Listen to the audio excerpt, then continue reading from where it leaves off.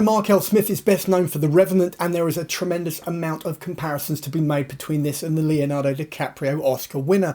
It is very raw, it's very real, and there are incredible, shall we say, awe-inspiring and enrapturing landscapes, real locations. This really is a gutsy, gritty, upfront, incredibly violent series. Essentially, sort of that conflict and clash between different ideologies. Well, you've got the Native Americans, the indigenous Americans, as it were, who were there long before the pioneer settlers arrived, and how they are essentially sidelined and segregated and persecuted by people who have absolutely no right to do these things. So normally this would be a 5 out of 5. That's what I would be giving American Primeval. Unfortunately, on this occasion, it's getting a 4 out of 5, and I'll tell you for why. Because as rich a tapestry as this story is, and as engaging and as sort of enthralling as the locations are, and gritty and sort of like hyper realistic in a lot of ways, the problem is that a lot of the ideas, the bigger ideas, are the things which overshadow that central story. So the characters almost get sidelined because there's an agenda, because Mark L. Smith, writer, and Peter Berg have got some very, very interesting and intriguing and evolved ideas in terms of what they want to put on screen. But unfortunately, what happens is the characters ultimately they do get sidelined by it. So hence it's a 4 out of 5.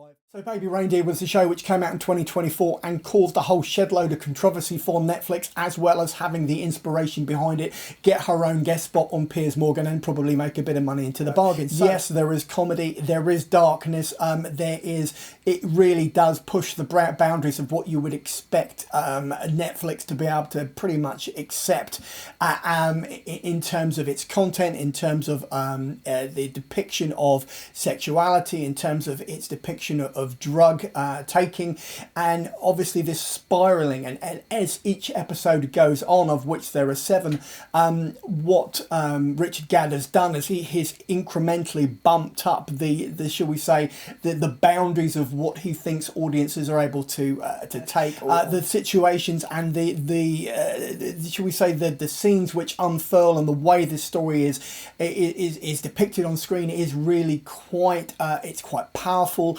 It makes you feel uncomfortable at times.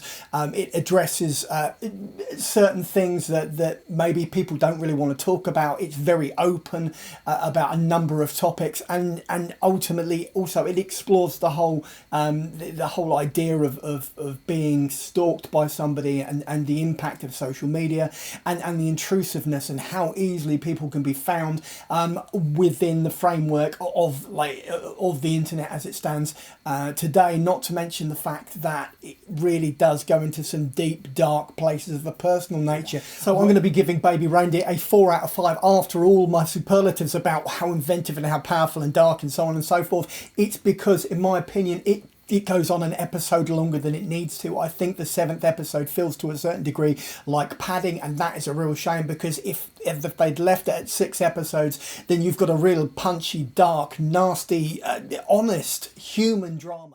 So as I said, this really is a Mr. and Mrs. Smith ripoff. That's the Doug Liman, Brad Pitt, Angelina Jolie superior action thriller, which came out, I forget when it came out, but it had Vince Vaughn in it. It was epic, and that's sort of the point of the exercise. With back in action, what you have is Cameron Diaz and Jamie Foxx playing generic parents who are stepping away from being these super slick, athletic sort of spies for hire, who sort of work on a contract basis for the CIA, and it gives you this 15-year sort of flashback, and it starts with this ludicrous action sequence and this sort of plane which crashes and then breaks into pieces and then careens down a mountainside and so on and so forth, before then it cuts to like a suburban household, and they've now got teenage children, and they get called back into action, hence the name of the title. Cameron Diaz and Jamie Foxx genuinely have chemistry, and the action beats are good, and the comedy lands, and by God, you just need to get through those first 15 minutes before things really do kick up to another gear and Back in Action starts to deliver everything that you suspected it had the potential to do in the first place. And so it proves to be that this is going to be getting, that's Back in Action gets a 4 out of 5 on the big old 5 scale. It was going to be a 3. It might have been as low as a 2, but no, we're bumping it up to a 4 because actually this is like an hour and 54 minutes of pure entertainment. You just need to get through the first quarter of an hour.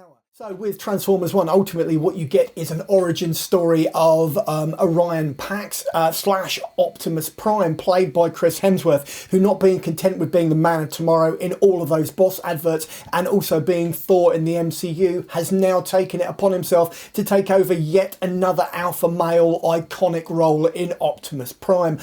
Brian Tyree Henry, who was in Causeway with Jennifer Lawrence, if people want to check that out, plays D16 / Megatron, and it is their chemistry, their friendship, their connection which drives this story forward. This is it's an origin story, but it's also, it gives you a sort of a potted history of the Transformers, in as so much as, especially if you come to it as a greenhorn, as a rookie, as I have, because the characters are really solid. Take away the fact that they're made out of metal, and just make this a buddy road trip comedy with elements of, like, you know, overcoming adversity and transforming into, you know, your real self, etc., etc., in this sense of self-discovery. You've essentially just got a good film that really works solidly on paper and is well written on, because I'm going to give this a 4 out of 5 on the big old 5 scale. Why? Because I'm predictable? No, because it's actually a good film. That's why I do these things. It stars, as I say, Leo Woodle. He plays Edward Brooks. He is sort of a Professor John Nash-esque mathematician protege. He is looking at prime numbers as his thesis, hence the title Prime Target. He digs into something which is sort of like, you really do quickly get into Dan Brown territory. We're talking like Da Vinci Code, Angels and Demons, that sort of thing.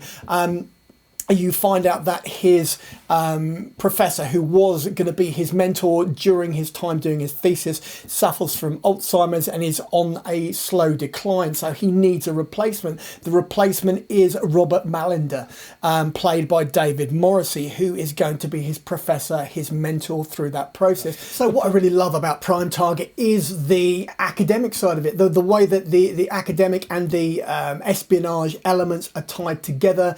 I think the connection, the chemistry, the on-screen moments between David Morrissey and Leo Woodle are incredibly good. So going against the flow of virtually every other critic walking the earth, it would appear, based on the Rotten Tomato rating which is currently floating around for Prime Target, I'm going to be giving this a 4 out of 5 on the big old 5 scale. Why? Because the central performance is really good. Yes, the story is cliched and it does slot together and it is a touch formulaic, but hey, you're getting on board with this stuff. You're in Dan Brown territory. I'm not a big fan of Dan Brown, but I like a story well told, and Steve Thompson has done exactly that. So small things like these really is an intimate indie drama in the truest sense. It just happens to have a Hollywood A-lister in Cillian Murphy at its centre.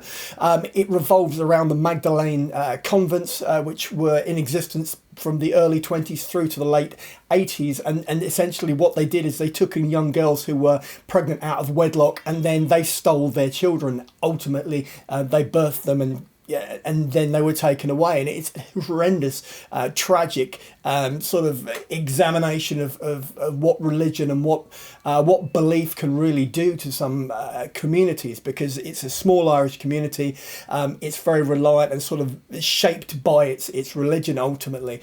And Cillian Murphy plays Bill Furlong, who is sort of entrenched in that community, and it's his very low key, sort of like simmering, almost non-verbal performance which carries much of this film. It doesn't leave a very nice taste in the mouth. It really is ambiguous when it comes to the conclusion of the movie, and it almost feels like a social commentary in terms of a physical document of that time and that place and those attitudes and how that basically how that needs to have a spotlight put on it. I mean, this is also executive produced by Ben Affleck and produced by Matt Damon under their Artist Equity production company. So it's a small, one of their small, you know, productions, and so it's important. It's got legs. I think it deserves a wide audience, and this is why you need to track it down. So small things like these, which comes to Blu-ray and DVD on the 3rd of February, is going to get a 4 out of 5 on the big old 5 rating on the big old 5 scale from me. That's a 4 out of 5 on the big old 5 scale. Why? Because I think it's important. It's an important topic. It's got a commanding performance. Emily Watson is also in this alongside Cillian Murphy, and it really is one of those, it really gets under the skin, and it leaves a mark, I think, in terms of what it does to the audience. So on that note, I'm going to dive into my trailer. Let's do that. And so it is, you've reached the end of the video review for Small Things Like These, which hits Blu-ray and DVD from the 3rd of February and stars Cillian Murphy and Emily Watson. So if you've liked this review, then give me a thumbs up. Failing that, you can always just drop a comment in the comment box below and I will respond. And finally, just subscribe so that every Tuesday and every Saturday when another one of these videos literally lands in your lap or on your phone, you get a little notification. You can pop in and watch or listen to as much or as little as you'd like, and then go about your day. In the meantime, check out the rest of the channel and maybe pop over to the Patreon page. Take care. Cheers now. Bye.